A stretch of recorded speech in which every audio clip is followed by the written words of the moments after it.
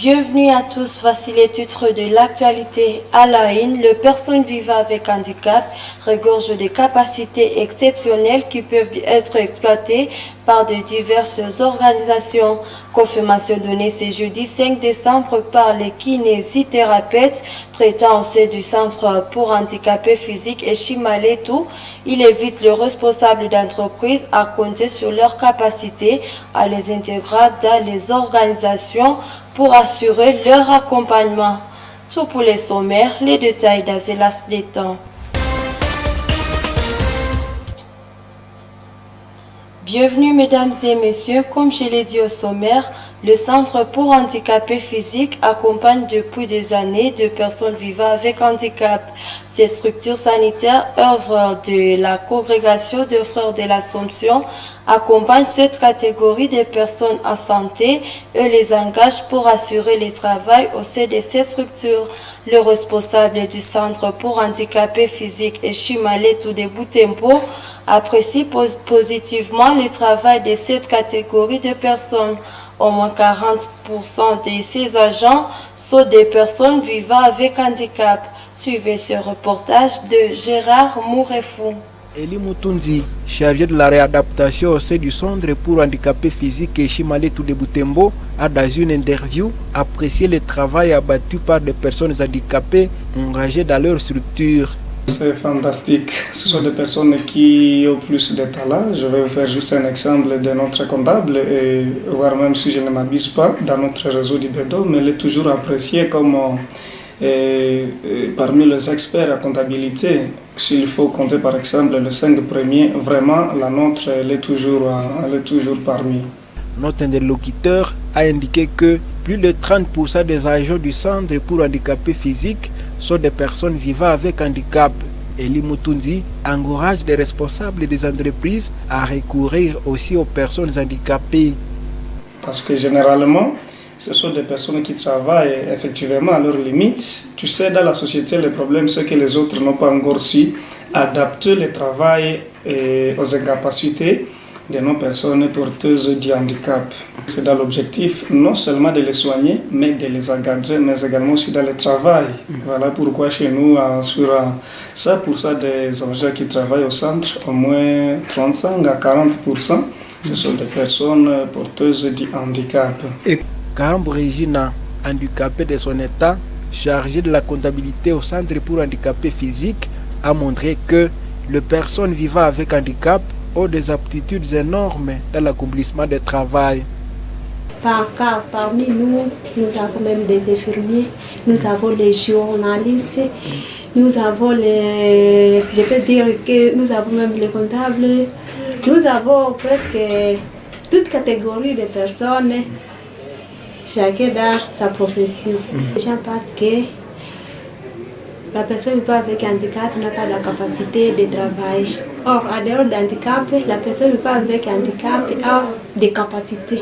À chaque célébration de la journée internationale dédiée aux personnes vivant avec handicap, chaque 3 décembre, les handicapés recommandent toujours au gouvernement de mettre en vigueur la loi portant protection des personnes vivant avec handicap.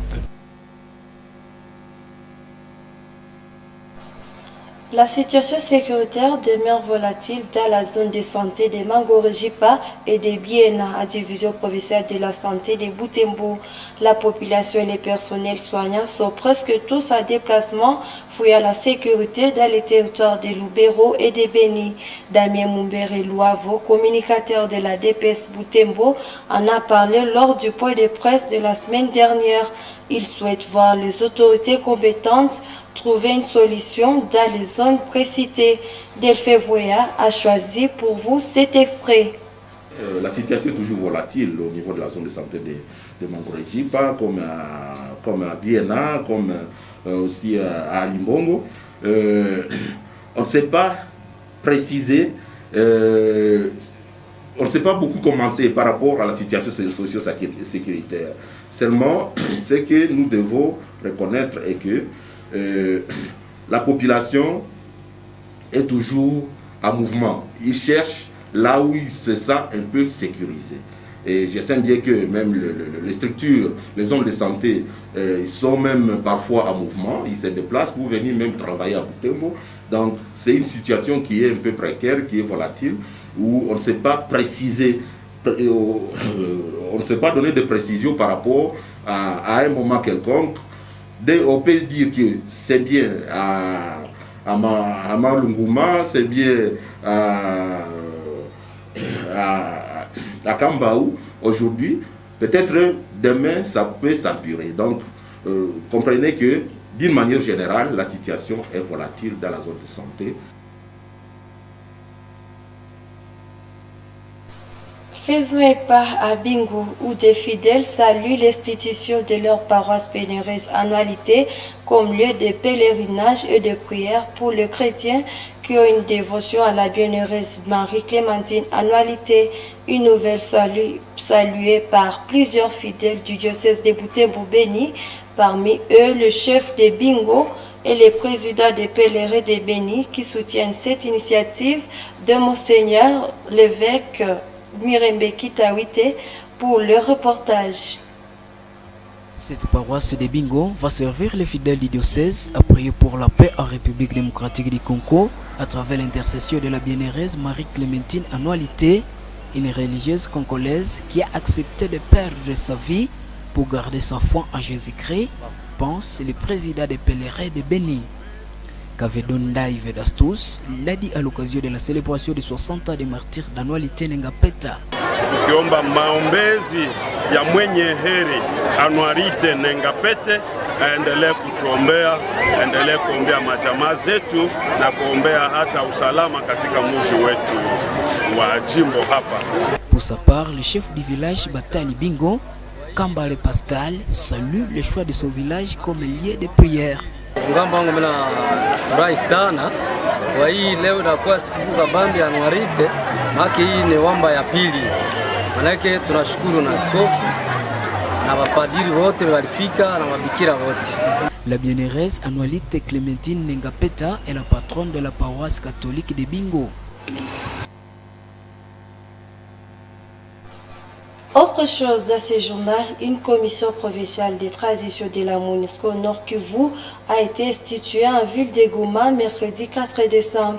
Il s'agit de l'équipe provinciale intégrée des traditions EPIT. Cette équipe a pour rôle d'accompagner la période de désengagement de la MONUSCO dans la province et assurer la période de transition.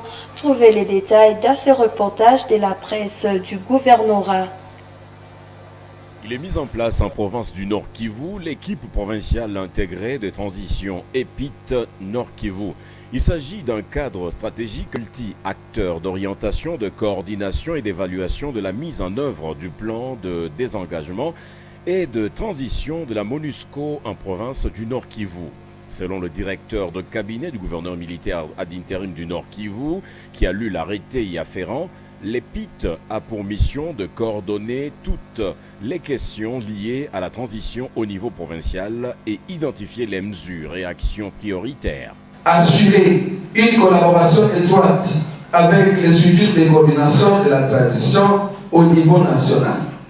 Assurer la liaison avec les parties prenantes externes concernées par les priorités liées à la transition. Élaborer et valider le plan provincial de transition en consultation avec les structures de coordination de la transition au niveau national. Assurer le suivi de la mise en œuvre de la feuille de route de transition. Contribuer à l'élaboration d'une stratégie de mobilisation des ressources pour s'assurer du financement des besoins identifiés au niveau provincial. Soutenir les efforts conjoints de communication sur la transition de la mission dans la province du Nord Kivu. Le général-major Peter Chirimwami Nkuba, gouverneur ad interim du Nord Kivu, le chef de bureau de la MONUSCO Goma, M. Omar Aboud, ont signé ce mécanisme pour la transition et le désengagement de la MONUSCO dans la province ce 3 décembre 2024 dans la grande salle du gouvernement provincial du Nord Kivu. Omar Aboud, chef de bureau MONUSCO Goma, y revient. Comme vous savez, il n'y a pas une date précise pour lancer le processus de désengagement et transition. mais c'est important de garder l'esprit de la transition, de commencer le travail de maintenant. Alors c'est pourquoi nous sommes ici pour signer les deux décrets. Nous sommes toujours dans le cadre de soutenir les FARDC. Nous continuons à effectuer notre mandat clé qui est protection des civils dans la province, mais dans le pays, surtout maintenant, on est toujours dans la province de Nord Kivu et Ituri.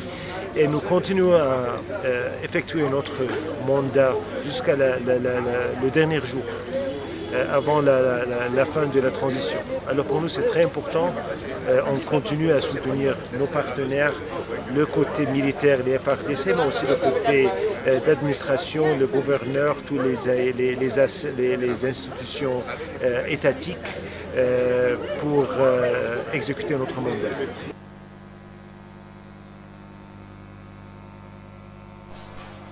Au terme d'une réunion tenue le mardi 3 décembre 2024, le ministre de la Justice et garde des Sceaux, Costa Mutamba, recueille la peine de mort contre les Kuluna qui seront condamnés pour terrorisme. Cette déclaration du patron de la justice arrive après que ces Kuluna sèment la terreur et l'insécurité à Ville-Province de Kinshasa. À l'occasion, une commission de lutte contre le banditisme urbain a été mise en place, constituée des hauts magistrats militaires et civils, du commissaire provincial de la police et d'autres responsables de la sécurité. Suivez ce récit de Mwana Mupendi Manzekele. À croire le ministre de la Justice, la commission de lutte contre le banditisme urbain va travailler pour l'opération Zéro Kuluna. Elle va donc sérieusement traquer tous les bandits urbains, communément appelés Kuluna, qui sèment la désolation et la terreur à Kinshasa. Le ministre Costa Mutamba a annoncé par ailleurs que cette commission va lancer des procès à flagrance contre tous les Kuluna. Il souligne que la peine de mort sera désormais appliquée contre ces Kuluna qui seront condamnés pour terrorisme. Sera arrêté, jugé, condamné. Comme vous le savez, ils seront tous condamnés pour terrorisme parce que les actes qu'ils posent sont des actes qui relèvent purement et simplement du terrorisme. Ils sont donc punis de la peine de mort. Le premier lot de Kuluna qui sera condamné cette semaine sera évacué à Angenga et dans d'autres prisons. Des bouclages seront organisés dans le quartier et rue de Kinshasa, a déclaré le ministre de la Justice. Il a saisi cette occasion pour souligner en outre que tous les auteurs de nuisances sonores seront aussi traqués et contraints à payer de lourdes amendes à l'État congolais. Leurs biens seront confisqués.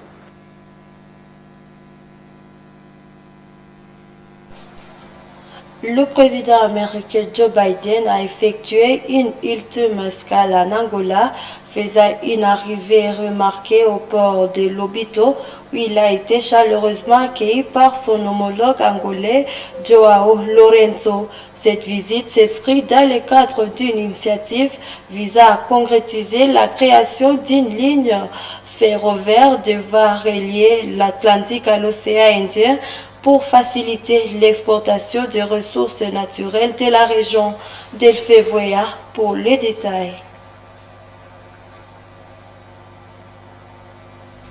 Plusieurs chefs des États de la région, dont le président de la République démocratique du Congo Félix Tshisekedi et le président zambien Hakainde Hichilema, se sont joints à cette rencontre marquante.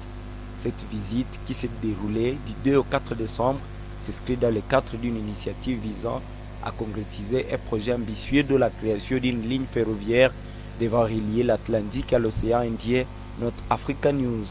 Ce projet titanesque, baptisé le corridor de Lobito, a pour objectif la réhabilitation de 1300 km de voies ferrées traversant l'Angola, la Zambie et la République démocratique du Congo. Une telle infrastructure permettra non seulement de faciliter l'exportation des ressources naturelles de la région, telles que le cuivre, le cobalt, mais aussi d'optimiser les échanges commerciaux en reliant ces pays aux marchés mondiaux avec un accès direct au port stratégique de Lobito. L'un des enjeux clés de ces projets et de proposer une alternative crédible aux investissements chinois en Afrique, en plaçant les États-Unis comme un acteur incontournable dans le développement économique de la région. Au-delà de l'aspect ferroviaire, les dirigeants ont également rencontré plusieurs entreprises impliquées dans ces chantiers d'envergure. Parmi elles figurent les sociétés de télécommunications, des entreprises agroalimentaires, ainsi qu'Agrobridge, une firme américaine qui fournira près de 200 pots fabriqués en acier essentiel à l'avancement des travaux. Ces projets représentent un investissement colossal non seulement en termes d'infrastructures, mais aussi comme un symbole fort de l'engagement des États-Unis et de leurs alliés envers le développement économique et la stabilité de la région subsaharienne. En soutenant cette initiative, Washington réaffirme sa volonté d'être un partenaire stratégique dans le renforcement des capacités de l'Afrique centrale et australe, tout en ouvrant la voie de ces nouvelles opportunités commerciales et diplomatiques.